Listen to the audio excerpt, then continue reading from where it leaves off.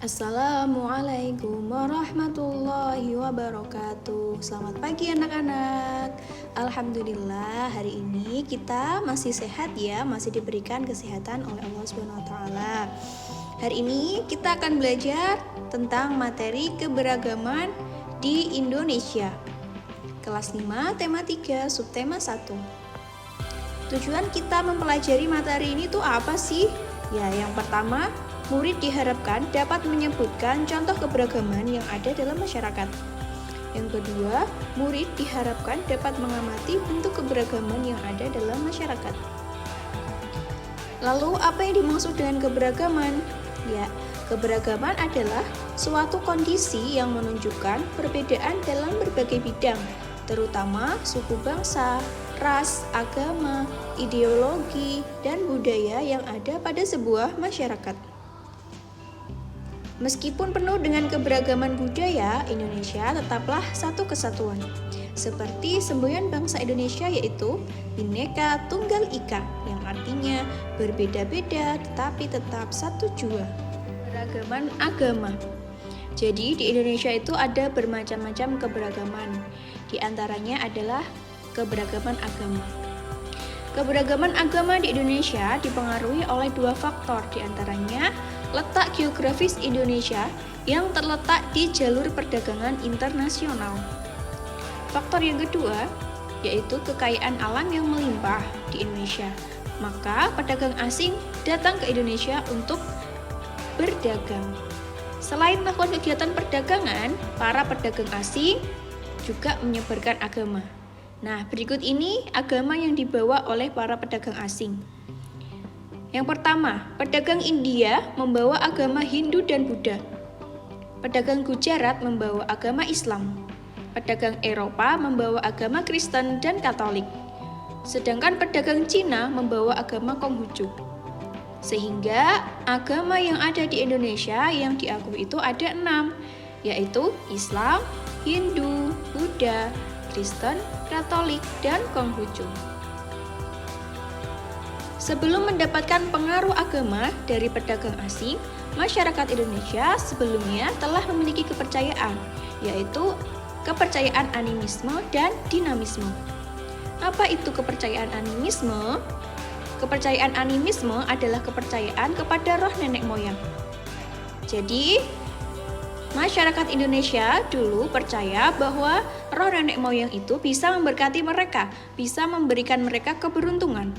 Sedangkan kepercayaan dinamisme yaitu kepercayaan pada benda-benda gaib.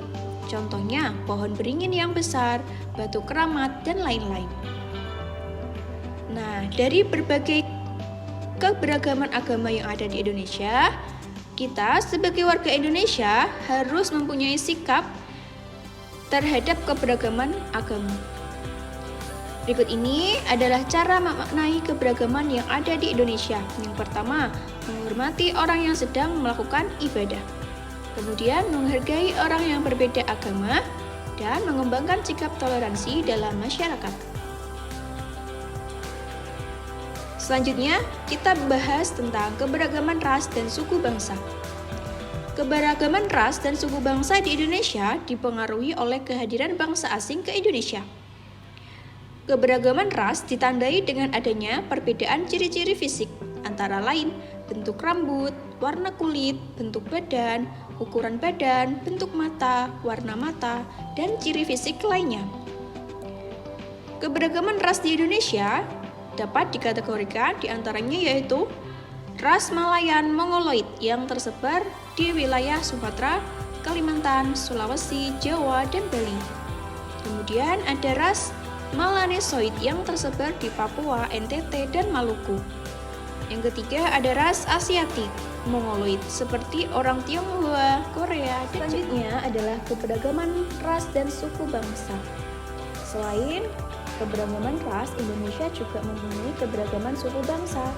Keragaman suku bangsa di Indonesia tersebar dari Sabang sampai Merauke. Sebagian contoh suku yang ada di Indonesia diantaranya yaitu suku Gayo, Alas, dan Deli dari Provinsi Aceh, suku Minangkabau dari Sumatera Barat, suku Jawa dari Jawa Tengah, suku Sunda dari Banten, suku Dayak dari Kalimantan Barat, suku Bugis dari Sulawesi Selatan, suku Dayak dan Asmat dari Papua, dan masih banyak lagi. Nah, selain keragaman agama, ras, dan suku bangsa, Indonesia juga mempunyai keragaman budaya. Keragaman budaya tercipta karena adanya berbagai jenis suku yang ada di Indonesia. Keberagaman budaya diantaranya yaitu adat istiadat, rumah adat, pakaian adat, alat musik, serta lagu daerah, dan masih banyak lagi. Nah, di sini ada beberapa contoh mengenai rumah adat yang ada di Indonesia. Yang pertama, ada rumah Honai dari Papua. Rumah Honai bentuknya seperti jamur. Atapnya terbuat dari jerami. Kemudian ada rumah Tongkonan dari Sulawesi Selatan. Selanjutnya ada rumah Joglo dari Jawa Tengah. Kemudian ada rumah adat Lamin dari Kalimantan Timur. Dan ada rumah Gadang dari Sumatera Barat. Nah, keberagaman budaya yang lain diantaranya adalah pakaian adat. Contoh keberagaman pakaian adat di Indonesia diantaranya yaitu Ule Bala dari Nanggro Aceh Darussalam. Kemudian ada pakaian adat Ulos dari Sumatera Utara. Ada kebaya dan jawi jangkep dari Jawa Tengah. Ada bundo kanduang dari Sumatera Barat dan ada juga pesaan dari Jawa Timur. Nah, keberagaman budaya yang lain yaitu upacara adat di Indonesia. Ada banyak upacara yang dilakukan setiap suku. Nah, setiap suku di Indonesia mempunyai upacara adat yang berbeda-beda. Di antaranya yaitu ngaben. Ngaben merupakan upacara pembakaran jenazah. Ngaben ini biasanya dilakukan oleh masyarakat Bali. Kemudian ada tabwik. Tabwik merupakan upacara memperingati gugurnya Imam Husain, cucu Nabi Muhammad SAW. Upacara tabwik ini biasanya dilakukan di daerah Minangkabau atau Sumatera Barat. Kemudian ada upacara Dugderan. Dugderan ini merupakan festival penyambut datangnya bulan suci Ramadan yang berasal dari Semarang atau Jawa Tengah. Nah, di Kudus juga ada upacara serupa tapi dinamakan dandangan. Kemudian ada upacara Pasola. Pasola ini merupakan upacara untuk merayakan musim tanam padi dan biasanya dilakukan oleh masyarakat Nusa Tenggara Timur atau NTT. Kemudian ada juga upacara Rambu Solo. Rambu Solo merupakan upacara pemakaman dengan pesta kerbau. Rambu Solo biasanya dilakukan oleh masyarakat Sulawesi Selatan. Ada soal. Yang pertama, sebutkan 6 agama yang diakui di Indonesia. Apa ya kira-kira jawabannya? Ya, agama yang diakui di Indonesia itu ada 6. Di antaranya adalah Islam, Buddha, Hindu, Kristen, Katolik, dan Konghucu. Yang kedua, kepercayaan apa yang dimiliki masyarakat Indonesia sebelum mendapatkan pengaruh agama dari pedagang asing? Benar sekali, yaitu kepercayaan animisme dan dinamisme. Soal yang ketiga, Islam dibawa oleh pedagang yang berasal dari Gujarat. Yang keempat, apa arti semboyan bangsa Indonesia Bhinneka Tunggal Ika? Siapa yang tahu? Iya, berarti walaupun berbeda-beda, tetapi tetap satu jua. Soal yang kelima, keberagaman yang ditandai dengan warna kulit, bentuk rambut, bentuk badan, bentuk mata, dan ciri fisik lainnya dinamakan keberagaman. Iya, keberagaman ras. Oke, terima kasih ya anak-anak karena telah menyaksikan materi pada kali ini. Semoga anak-anak sehat selalu dan tetap semangat belajar.